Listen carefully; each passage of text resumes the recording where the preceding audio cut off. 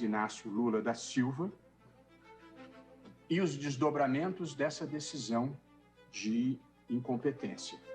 E, na verdade, uma decisão que se estendeu aos outros casos, não apenas o referente ao triplex do Guarujá, mas também ao do sítio de Atibaia, do Instituto Lula e das doações ao Instituto Lula. E a decisão do ministro Fachin não apenas declinou da competência, como o remeteu ao Juízo Federal do Distrito Federal, como assentamos hoje. Ao reconhecer a incompetência da 13ª Vara Federal, o ministro Luiz Edson Fachin declarou o prejuízo das demais ações, inclusive de habeas corpus que tramitavam perante a segunda turma do Supremo Tribunal Federal. Eu gostaria de fazer aqui um esclarecimento prévio que considero relevante, tendo em vista que a repercussão desse processo transcende os limites de uma decisão puramente relativa à competência e à suspeição. Gostaria de deixar claro que eu não conheço qualquer desses 4 processos que o excelentíssimo ministro Fachin declinou da competência e que tinham como réus o presidente Lula. Integrante da primeira turma, como eu sou, jamais exerci jurisdição sobre qualquer deles. Por isso, e deixo claro, não tenho nenhuma opinião sobre o mérito desses casos. Não li a acusação, não li a defesa, não examinei as provas. Processo penal, para mim, gravita em torno de provas. Não tem opinião, não tem ideologia, não tem preferências pessoais. Tem prova ou não tem prova, como deve ser. E, portanto, eu deixo claro que nenhuma palavra do voto que estarei proferindo envolve qualquer juízo acerca de culpabilidade ou não culpabilidade do ex-presidente. Eu vou apenas contextualizar o ambiente geral em que, a meu ver, se situa essa discussão específica, mas não quanto ao caso do ex-presidente, mas a discussão sobre a atuação da 13ª Vara Federal, sua competência e eventual suspeição do juiz que foi o titular por longo período. Na semana passada, nós votamos a questão da competência. Como muitos sabem, por circunstâncias pessoais, eu precisei votar com muita brevidade e, evidentemente, não vou reavivar essa questão que já é superada. Apenas registro que, desde a primeira vez que chegou um caso relacionado à Operação Lava Jato ao plenário, eu votei no sentido da competência da 13ª Vara Federal de Curitiba. No primeiro deles, na companhia dos ministros Celso de Mello e Gilmar Mendes. Votamos vencidos naquele primeiro caso, que envolvia uma questão do Ministério do Planejamento e Orçamento, e nós votamos pela manutenção da competência da 13ª Vara de Curitiba. Depois veio igualmente ao plenário um caso que envolvia o ex-presidente Michel Temer e os seus ministros. O Congresso a Câmara não havia autorizado a instauração de processo-crime. Houve um desmembramento desses processos aqui no Supremo Tribunal Federal e, uma vez mais, eu votei pela competência da 13ª Vara Criminal de Curitiba, já nessa ocasião na companhia honrosa dos ministros Luiz Edson Fachin, Rosa Weber e Carmen Lúcia. A partir desses 2 precedentes de plenário, a segunda turma produziu precedentes com uma interpretação ainda mais estrita da competência da 13ª Vara Federal e afastou a competência de Curitiba em 2 casos envolvendo pagamentos de propinas referentes à construção da refinaria Abreu Lima. Em ambos os casos, o ministro Luiz Edson Fachin ficou vencido e deixou de ser o redator do acórdão. E, finalmente, em setembro de 2020, a segunda turma aplicou o mesmo entendimento para retirar da competência da 13ª Vara de Curitiba um caso relacionado à Transpetro, que é uma subsidiária da Petrobras, e também nessa hipótese a segunda turma entendeu que a competência não seria da 13ª Vara Federal. Diante desse quadro em que tanto o plenário como, sobretudo, a segunda turma optaram por restringir a competência da 13ª Vara Federal, eu considerei que a decisão do ministro Luiz Edson Fachin, de fato, seguira a orientação do colegiado que ele integrava e que, de resto, também era a sinalização do próprio plenário. Portanto, embora eu discorde dessa decisão, não a considerei desacertada, porque seguiu o colegiado. E, portanto, eu acompanhei Sua Excelência para este caso, sem, no entanto, me sentir vinculado a outras questões que venham a plenário, porque se a questão vier originariamente a plenário, eu acho que a discussão pode ser recolocada em plenitude. Em mais de uma ocasião, defendi a atuação da 13ª Vara Federal de Curitiba, um pouco aplicando a lógica que o Supremo Tribunal Federal adotou em relação à ação penal 470 do Mensalão, por entender que havia uma conexão sistêmica naqueles comportamentos.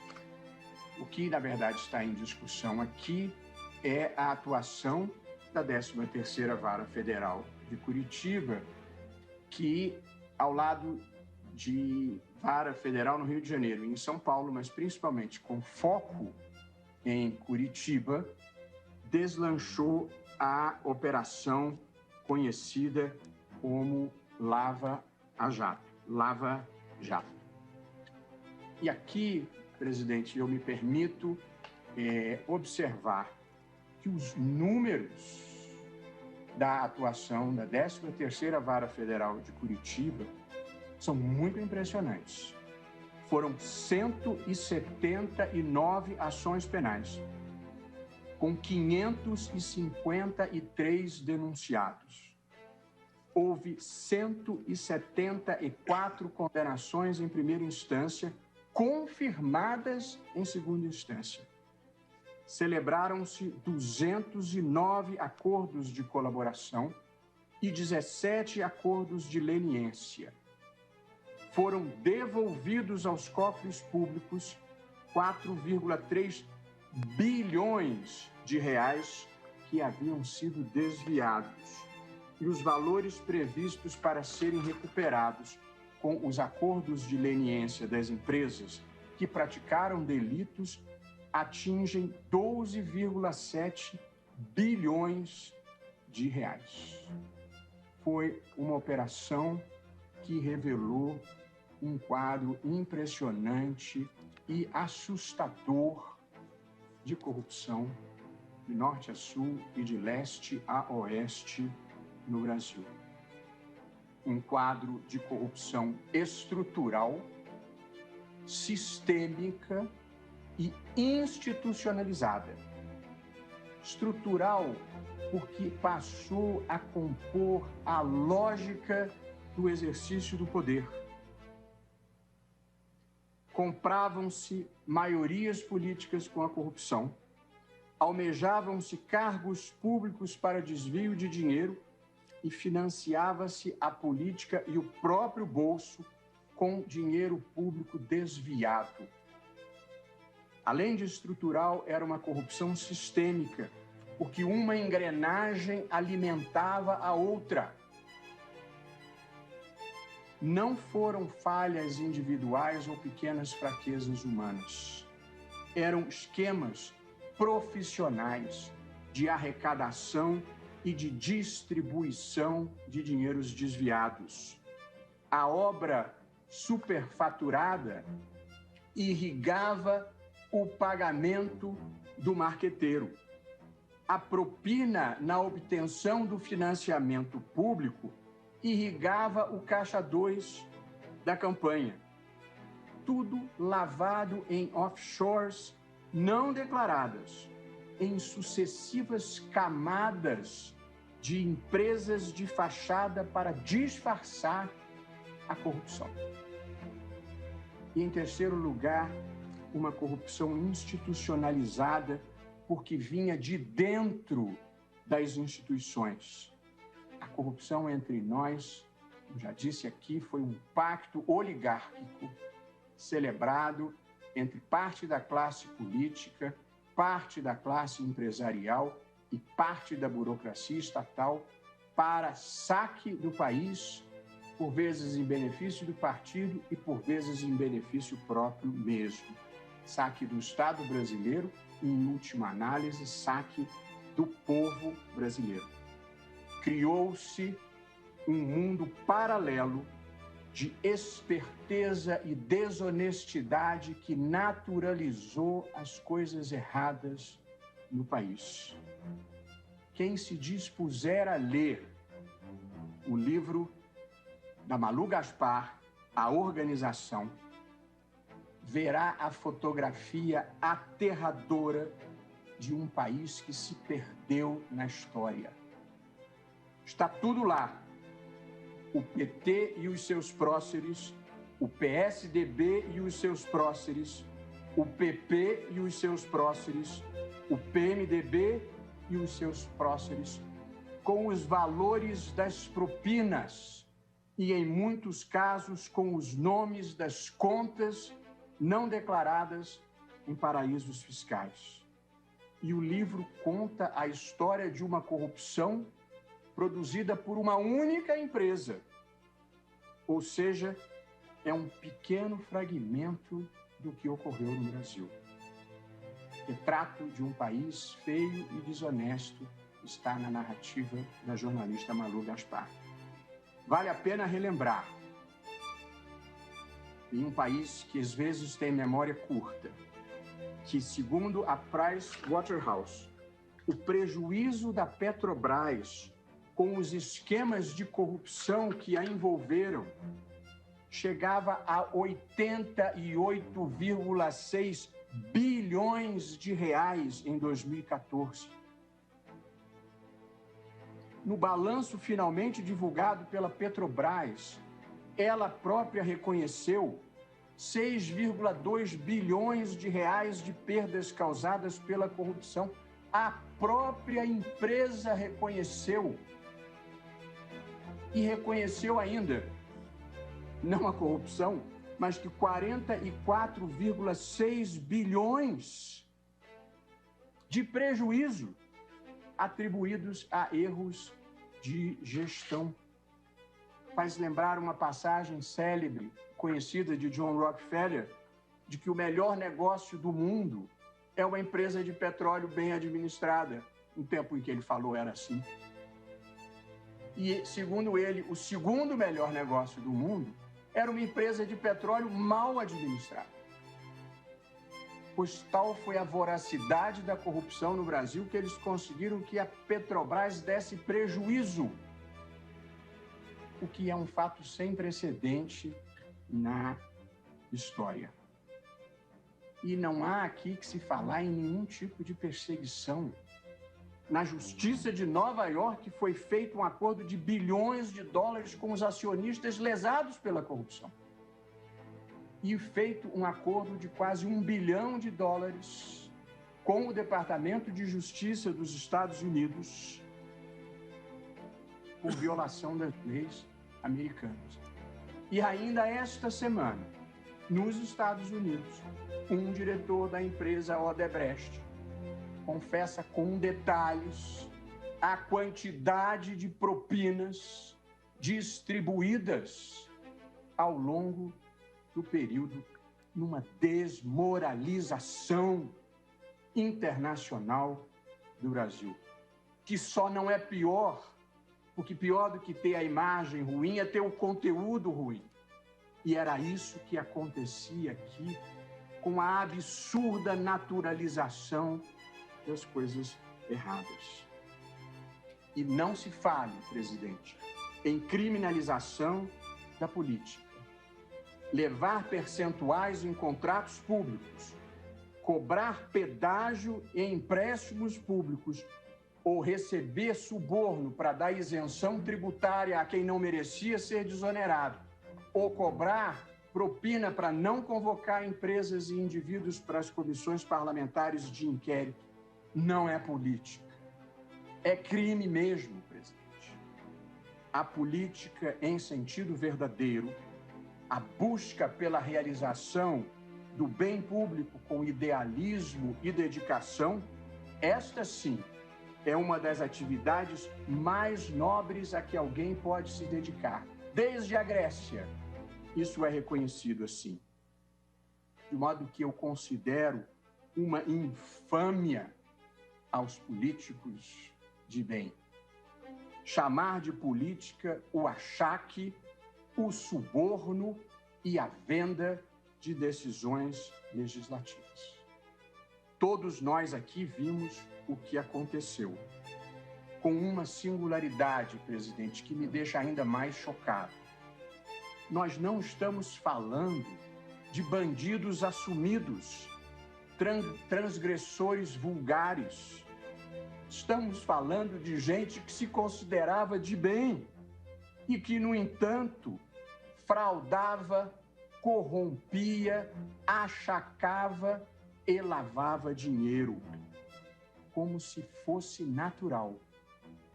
Pessoas que se ofendiam ao serem chamadas de corruptas, veiculavam desmentidos em notas oficiais e com a cara lavada. E como achavam que a corrupção era a maneira natural de governar e de fazer negócios, não sentiam culpa, não tinham autocrítica. Aliás, presidente, nunca sequer pediram desculpas. No avanço do enfrentamento da corrupção, verificou-se uma imensa reação da corrupção. Reagiu com vigor e ousadia. O meio que escolheu foi o hackeamento criminoso dos celulares de todos os que ousaram enfrentá-la. Um dia se saberá quem bancou essa empreitada criminosa.